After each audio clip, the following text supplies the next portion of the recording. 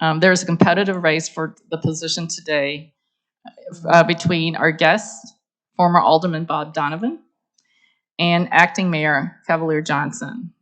Alderman Donovan is appearing this week, and the acting mayor will appear next week. And Rotarian David Haynes, the Ideas Lab editor at the Milwaukee Journal Sentinel, and his colleague Alison Dirr, a reporter for the Journal Sentinel who is covering the election, will chat with Alderman Donovan after he delivers his opening remarks. Dave has been with the Journal Sentinel since 1994 and has served as business editor, education editor on the newspaper's editorial board. Two really important sectors going through a lot of change. Alison has been a reporter with the Journal Sentinel for 3 years, covering our city and our county government. Before coming to Milwaukee, she served as a reporter for Appleton and Wausau, so she's been seeing a little bit of our state. And Bob Donovan was born and raised and educated in Milwaukee, served 20 years as the 8th District Alderman, and he's held a number of other titles, including longtime chair and member of the Public Safety Committee, past member of the Judiciary and Legislation, Steering and Rules and Finance Committee, past member of the Public Works Committee, past chair of the Anti-Graffiti Policy Committee, and with a focus on safe streets, good public service, a place to work and raise a family, he will attempt to lead a pathway of change to have it work better than it's ever worked before. So please welcome on stage David Haynes, Alison Dirr, and Bob Donovan.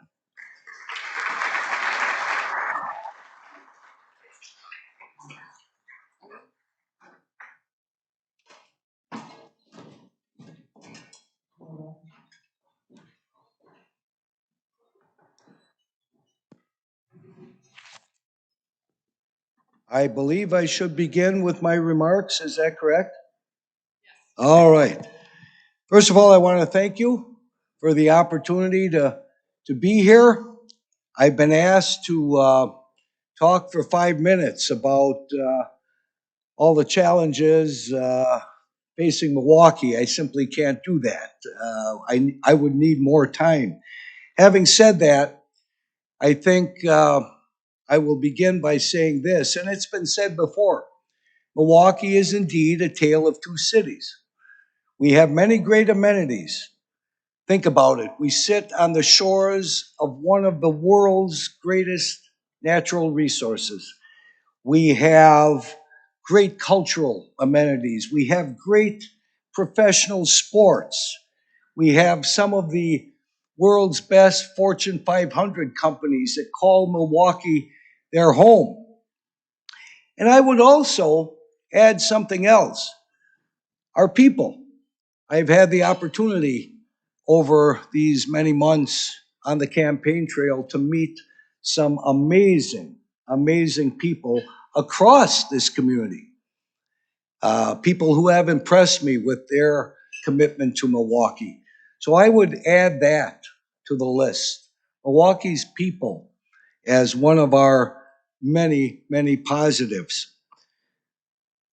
And then, of course, we have our negatives.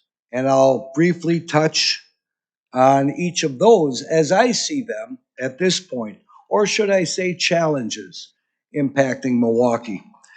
First of all, undoubtedly, our public safety crisis.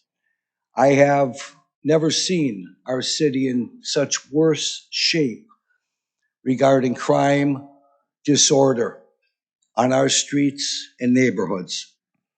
We are also faced with a monumental fiscal crisis that I don't see a way out of unless our next mayor is able to secure a partnership with the state of Wisconsin. I would also include education, because I've always believed you can't have a great city without great schools. And I believe it is essential for our next mayor to take a much more active role in education and empowering our parents and in recognizing that they are the first educators of our children. I am a proud supporter of school choice. I would say this: our mayor needs to ensure that all of our schools, public, private, charter, are working effectively and efficiently. Every one of our kids, irregardless of their economic background, the best possible education. We've got a number of other issues under the fiscal headline. Milwaukee City employees, we are literally dealing with a mutiny to some extent. We have a number of city employees in a variety of departments who are not being paid adequately for the work they do, are not being paid fairly when you compare them to their suburban counterparts. And so what has happened in the city of Milwaukee is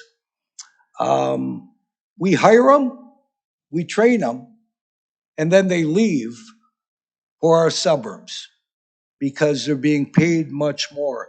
That needs to be addressed. Also, business development, I think I have been disappointed over the years in our Department of City Developments not being a little more aggressive in going out, reaching out to businesses outside our region to come and settle in Milwaukee. As mayor, I would want to ensure that that takes place more aggressively, but also I would want to work with all of our business leaders in Milwaukee. Each one of them has connections. Each one of them knows the CEOs of other businesses that could settle here in Milwaukee. I want to advance Buy Milwaukee First agenda amongst our businesses. And then I would also mention this under business development. It's a concern that came out recently, an article in the Business Journal, and I have spoken with a number of developers in Milwaukee who share these concerns. And we've got bureaucrats running some of our departments, our inspectors, our bureaucrats regarding holding up developments. They have an obligation to follow the law, but we also have an obligation to send a strong and powerful message to the community that we are indeed open for business and that that is more than a slogan, because we have heard those words in the past by others. We're open for business. And then we don't follow up with action to back up those words. And finally, I would say a big challenge impacting Milwaukee is our neighborhoods. I believe over the last, most especially 10 to 15 years, we have had a downtown centric development approach. Now everyone wants a strong, vibrant, prosperous downtown. That is the heart of any community. Having said that, if our downtown is Milwaukee's heart, then our neighborhoods are its backbone. And sadly, I feel we've neglected our neighborhoods, have not put as much attention into them, and our small business owners, many who are struggling, most especially with some of the decisions made over the last couple of years regarding COVID. So we need to recognize that. Now, I'll finally say this, folks. April 5th, 2022 is decision day in the city of Milwaukee. Do we continue down the same old path? Do we continue electing more of the same kinds of people that got us into this mess in the first place? Or do we make a change? Do we go in a different direction, a better direction? For 20 years, I served the residents of Milwaukee as alderman of the 8th District. I tried my absolute best to call them like I see them, to stand up and fight for their best interests, and to accomplish something for them, and to get things done. I worked with the private sector, the business community, the faith community, to think outside the box and be creative in addressing the many challenges that we were faced with. I believe that I have precisely the qualities needed for the next mayor of Milwaukee at this point in our city's history, with the challenges, the unique challenges that we're up against. I believe I'm the man to get that job done. And I'm asking for your vote and your support on April 5th. I want to get Milwaukee working again. And we've had for many years a lot of good talkers. And talk is fine, but I'm a good doer. I'm a much better doer than I am a talker. And I believe that's what we need in our mayor's office at this point in our history. So I thank you for the opportunity. I know they fed me lunch to fatten me up for the kill, having to answer the questions of these two individuals and yours, but I will do my absolute best. Thank you.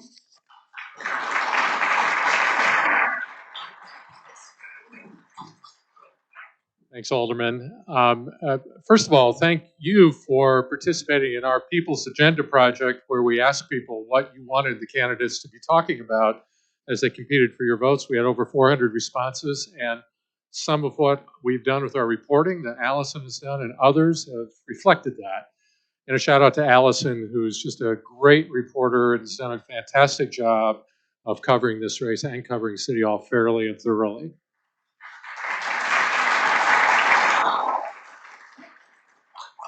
So, Alderman Donovan, you talked just now about the need for change, but how would you be different from Tom Barrett?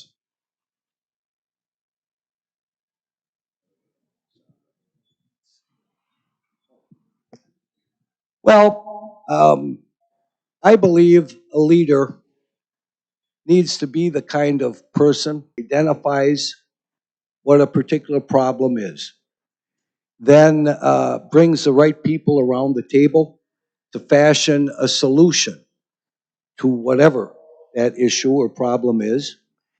And then that leader can convey the courage and the determination to move that issue forward. I believe Tom Barrett was a nice guy, but I don't believe he was the best of leaders. And I believe that there was a tendency on his part to avoid the difficult decisions as much as possible, and quite frankly, sweep some of those issues as much as they could under the rug or kick the can down the road. Well, now the can stopped. We're left with many of these issues to deal with. So I would say my biggest concern with the mayor was his leadership style. I would like to transition to one of the things that you've said on the campaign trail. You said if you were elected, you would audit every department and that you would ask the city's business community to pay for that project. I guess I'm curious how you would gauge what is a waste of money, because that can be very subjective. And also how much you think an audit like that would cost. You know, how much would you be asking from the business community? Well, whatever it would cost, I would ask it of the business community, and I'll tell you why. Because every one of you has a vested interest in the well-run, efficient government. In addition to that, I have proven time and time again as an alderman that reaching out to the private sector, there is a desire and a willingness for them to participate and help fund projects that are of importance. So I believe it's doable. I will also say this, folks. Yes, we have a monumental fiscal challenge crisis before us. I believe we need a partnership with the state of Wisconsin to pull that off and meaningfully address that. But I also look at this as an opportunity to perhaps reimagine local government, reimagine how we deliver our services. Just because we've done it one way for 50 years doesn't mean it's the best way to do it today. And so, yes, to answer your question, I would want to ensure that every penny of tax dollars is spent wisely on all of our city departments, and that every position is needed and successful in doing their job. Let me follow up. You must have some ideas after spending 20 years at City Hall. What's one specific example of something that you would target? I would not only look at the possibility of merging or consolidating perhaps some city departments with each other, but also with our suburban counterparts. And I will say this, folks, we're all paying a lot of taxes. We pay it to the city, we pay it to the county, we pay it to the state. Does it make sense? Does it make sense that in Milwaukee County, we have 19 commissioners of public works? Could we perhaps consolidate? Could we have some more, just a possibility? Those discussions need to occur. There was a study done many years ago called the Kettle Commission. I believe it was Tommy Thompson, who was governor at the time, talking about how we could better provide local government services and how we could better pay for it. Milwaukee is we do not have the same taxing structures as many of our peers. Does it make sense that we perhaps model the way we fund government along the same lines that Cleveland or Cincinnati or Minneapolis and our peer cities do? But like so many other studies, that Kettle Commission study just sits on a shelf gathering dust. Let's go to the pension crisis. Milwaukee is going to be facing a huge spike in annual pension contribution this year, and that's going to last for years to come. It could force significant cuts to city services and staff. You've alluded to that. And the mayor and common council is going to have to contend with this starting this fall in October. Now, you've talked about getting the state involved somehow, but even at this point, any state legislation probably cannot pass in time to help the city. And I got to be honest with you, I don't see much interest on the part of the state legislature in getting involved in city finances. So, what would you cut?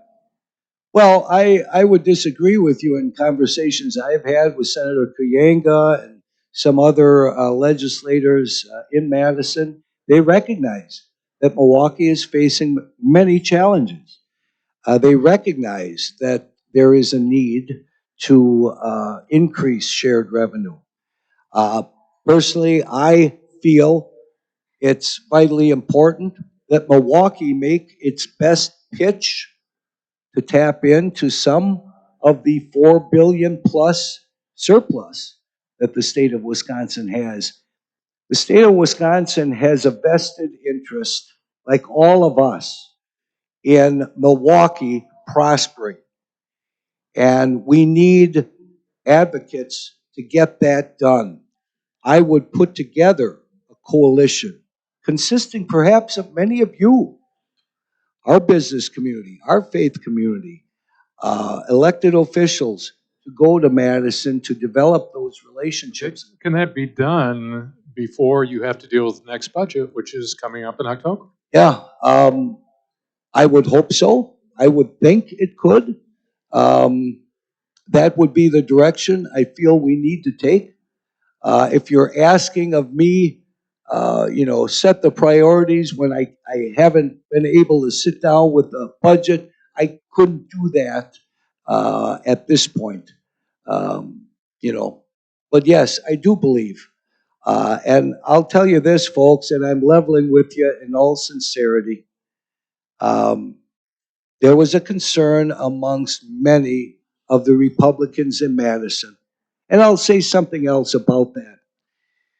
I have seen over the years a certain degree of partisanship here at our local level that I think has hurt our chances of working with the Republicans in Madison.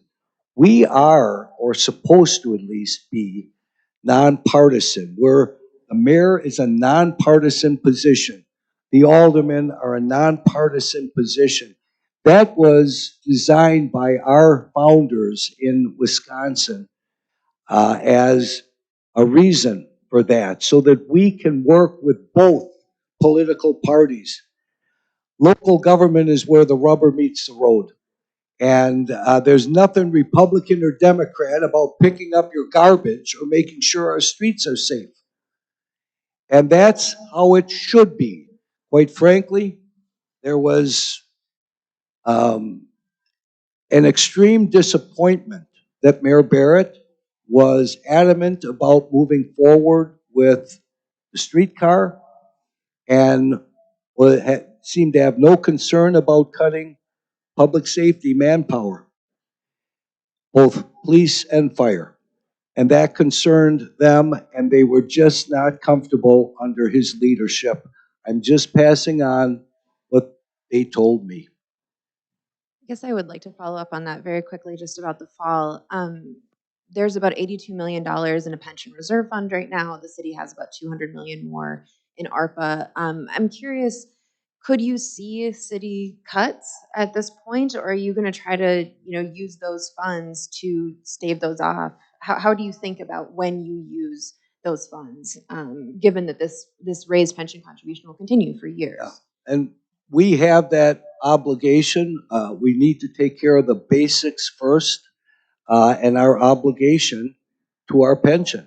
I believe regarding our pension, everything needs to be on the table regarding discussions with Madison. And there have been some ongoing discussions. Do we merge with the state pension system? How do we treat new employees versus our, senior employees? All of those issues need to be discussed and have been, and I'm certain will continue to be.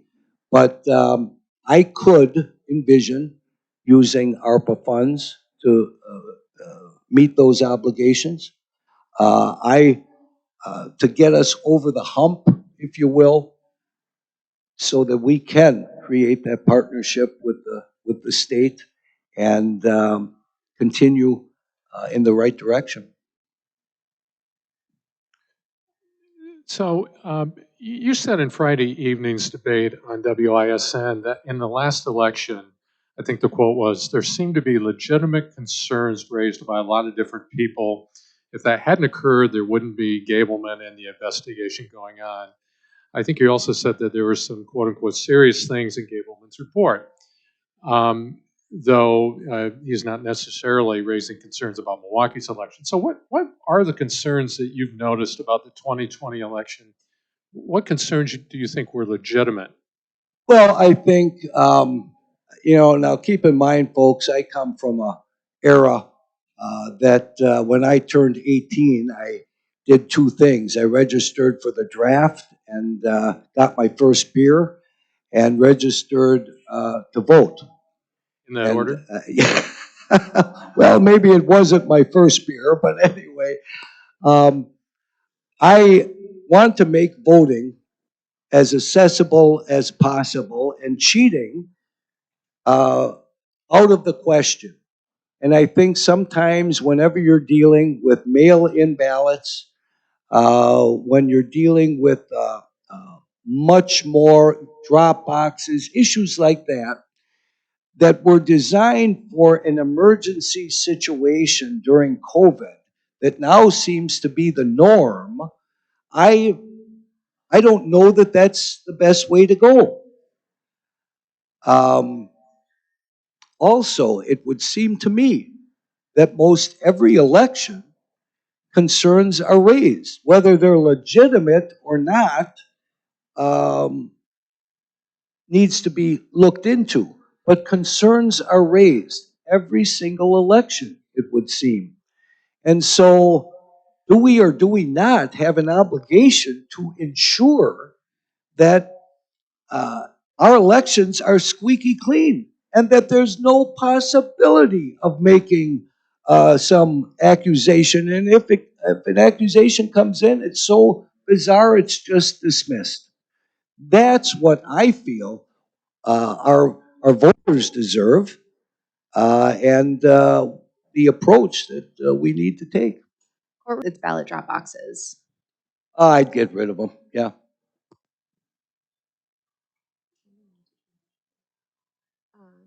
See, I guess I also did want to ask about City Attorney Tierman Spencer. You were asked about this on Friday, and we've had more news out of that office this week. I wondered, with the, I guess the new news is that a former employee has filed a discrimination complaint against him, and that he apparently didn't follow city processes to hire outside counsel. What is your assessment of the work of the city attorney's office so far in his tenure, and what is the mayor's role in situations like this one where city processes aren't being followed? Well, I have had one meeting with Chairman Spencer. He strikes me as a very intelligent, competent individual. Having said that, you can't deny the problems that his department is having. And it concerns me immensely that we have so many of these very serious accusations against him. So what role does the mayor hold in this? Well, I certainly would want to be in discussions with him about all these things. I would want to hear on each one of these accusations what his side. I certainly know that, and have been around long enough to know there's always two sides to every story. Having said that, it certainly concerns me, and I'm sure it concerns all of you. And I'm very concerned about how this impacts the productivity of that department, because you simply can't run a city effectively without having efficient, effective departments. And he has a very critical one. So we need to make some very difficult decisions very soon.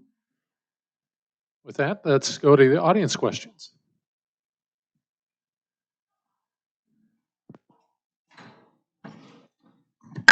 Thank you, David, Allison, Alderman Donovan. We have quite a few questions, so I'll just say this up front. We're probably not going to have time for all the questions, but we'll get through as many as we can. What I saw were there are about four categories. A lot on education and next generation, some questions on crime, and then one on state government, and then some general questions. So those are the general categories. Let's start with education and next generation, since there's the most questions. And some of these were also sent in ahead of time, so we want to thank those who did submit ahead of time as well as those who submitted today. First question, excuse me, on the youth. Mayors in several cities across the country have recognized the need for municipal leadership and have prioritized supporting quality of after-school opportunities to strengthen cities and youth. This includes juvenile justice reform, youth violence prevention, youth coalition building, career workforce development, healthy youth development, funding, policy, and quality training for youth development service providers. Here's a question. As mayor, will Milwaukee youth be a priority? And if so, what will you support and how will you envision implementation during your term? Well, to answer that question, certainly Milwaukee youth would be a priority. It's got to be a priority. I tried to mention the importance of education and that I would take an active role as much as possible, including using my bully pulpit, which I might add is the second most powerful bully pulpit in the state of Wisconsin, next only to the governor. I wholeheartedly support programs, mentoring programs. Kids, and I'm a father of 5, kids need discipline, they need structure, they need accountability, they need good role models. So yes, we need to work hard on encouraging mentoring programs. And a lot of these things don't cost an arm and a leg, folks. They just cost some time and energy on the part of some good people who step up to the plate. I support after-school programs. I would envision the lighted schoolhouse that Milwaukee was known for at one time. All sorts of activities going on in our schools, not only for our kids, but how about their parents? Some of them who need instruction, some of them who may need help. So yes, I would support all of those initiatives. And I will say this, we desperately need to take a closer look at our juvenile justice system, do more than take a closer look. We need to change things there. I have been a supporter of the Juvenile Reception Center that Alderman Murphy and Alderwoman Coggs are advancing on the Common Council, working with the county and the state on that. We need that built right here in Milwaukee, so we're not shipping our kids halfway across the state. Yes, I am committed to working with our young people. That's so vital to our future. So we're going to stay on education and youth for a little bit more. Another question that was submitted. Historically, the mayor of Milwaukee does not have control over the Milwaukee education system, but they can advocate for and on behalf of at the state level. There are several low-performing schools in Milwaukee, especially in communities that are also impacted by systemic inequities that stem from poverty, crime, and unemployment. As mayor, how will you advocate for schools in underserved communities at the state level? Also, within your responsibilities, how will you support the communities in which those schools reside? Well, let me say this. As mayor, one of the first things that I would want to do when it comes to education is sit down with the superintendent of MPS, sit down with members of the school board, sit down with teachers, and find out what the challenges are. What are they up against?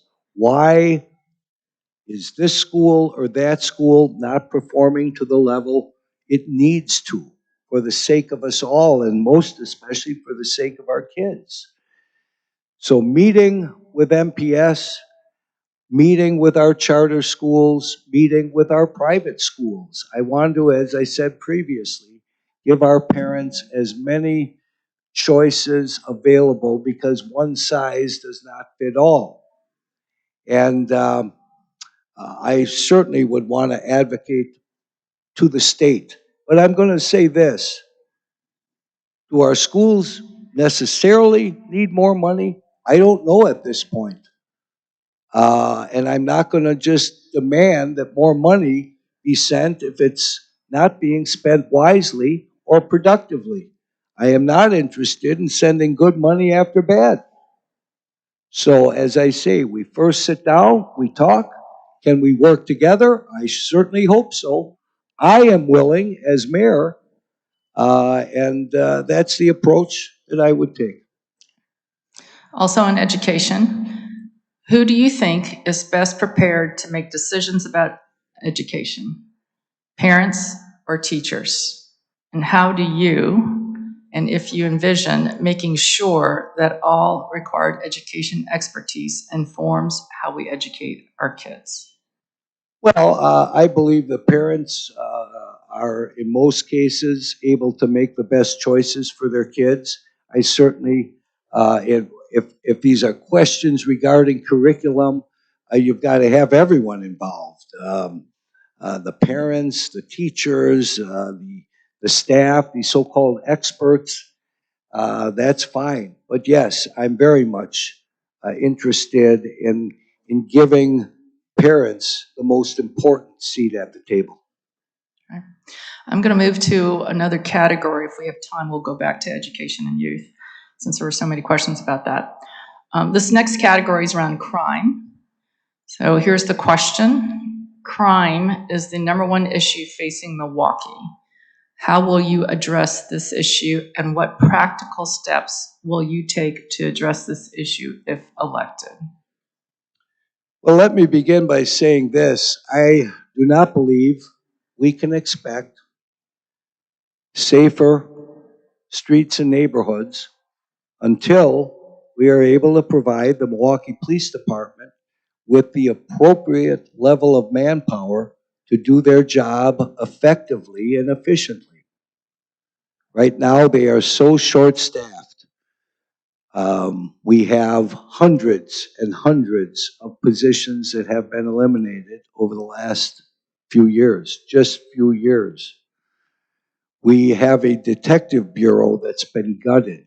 They can't even keep up with all the crimes. There are many crimes they don't even try to investigate anymore that were a matter of routine years ago. You have a 50-50 chance of getting away with murder in the city of Milwaukee. That's a sad state of affairs. But in addition to that, and I will say this, oftentimes when we speak of public safety, the focus almost entirely goes on policing. Sometimes that's justified, other times it's not. In my opinion, what has flown underneath the radar for a lot of years is our criminal justice system, our district attorneys, and our judges, and our court commissioners. I believe every decent average citizen has an expectation that criminals are going to be held appropriately accountable for their crimes. And sadly, that doesn't seem to be taking place all too often. Every time we seem to hear of some horrendous, outrageous crime being committed or homicide, the individual apprehended has a record a mile long, and in most people's opinion, shouldn't even have been out on the street, but they weren't held accountable for their previous crimes. So that too needs to be addressed. Let's talk about the pandemic that we've all lived through. So here's the question. How would you prepare for the next pandemic? Well, one thing that I would do, first of all, let me say this. I think that over the last couple of years, there have been a number of um, people who have lost a certain degree of confidence in government and in public health because of the mixed signals that we were hearing so much from our experts in government in Washington and so on regarding lockdowns, regarding masking, all of those kinds of things. So we need to restore confidence in our public health and our local government. Having said that, I, as mayor, would want to appoint a committee, a commission, an advisory board of doctors and nurses, a medical advisory board, to not only deal with issues like the COVID, but also the myriad of other health concerns we have in Milwaukee. One of the things that I would want to do as mayor is create a mobile clinic that we could get into underserved neighborhoods just for checkups, just for providing the kind of medical services that you and I may take for granted, but that there are so many people in our city that don't have those services, preventative measures, diabetes, issues like that, just normal lifestyle decisions that our kids need to make. The mental illness problem in this city is horrendous. We need advice, we need direction on so many of those issues. So that would certainly be the direction I would want to take. Great. You mentioned, so a different category of question. You mentioned the importance of a partnership with the state for Milwaukee's future. How exactly will you do that with a divided state government? First of all, have no problem with Governor Evers, and I'm certain that he would want to do what's best for the city of Milwaukee. Having said that, folks, I will say this regarding the legislature. If you want to get something done, you've got to work with the people who are in charge. And I believe over the years, I have cultivated good working relationships with many of the Republicans in Madison. Speaker Voss came to my aldermanic district. We did a walk through that district because I wanted him to see firsthand some of the challenges that we were facing. I have had good relationships with Senator Darling, Senator Kuyanga, Senator Wangard, Representative Sanfilippo and Branch, and I could go on. And so I believe that under the right leadership, we can create that partnership. I'm going to go back and squeeze in one more on education, and then I have one final closeout question. Let's see, what is your message to the Milwaukee School Board this Thursday? Well, what the hell is going on this Thursday? What am I missing? Like there's a Milwaukee School Board meeting this Thursday. Am I speaking in front of the, is that what you're asking me or what? Huh? Oh, I were there. I said, well, guys, if I get elected mayor, we're going to be sitting down and talking turkey. And I want to be a friend that is committed to improving education for our kids in Milwaukee. So I'm asking for your support and honesty. Let's address the problems and not just throw money at it. I'm interested in solving problems. That's why I'm running for mayor. My interest is in solving problems, not just holding a seat. This is not a stepping stone to higher office for me. I care about this community, and so my message to them is I will be your best friend or your worst enemy. It's all up to you. That would be my message. I want to work with you, but I'm asking for them to work with me because we have got to do better than what's going on now. All right, well, we'll close with this question from the audience. If asked, what do you think Cavalier Johnson would say was your greatest strength? Likewise, what would you say was Mr. Johnson's greatest strength? I'll start with the last. I think Cavalier Johnson is a nice guy. I would say my strength, and I think he would agree, is determined to get things done. All right, with that, I want to say thank you for joining us today.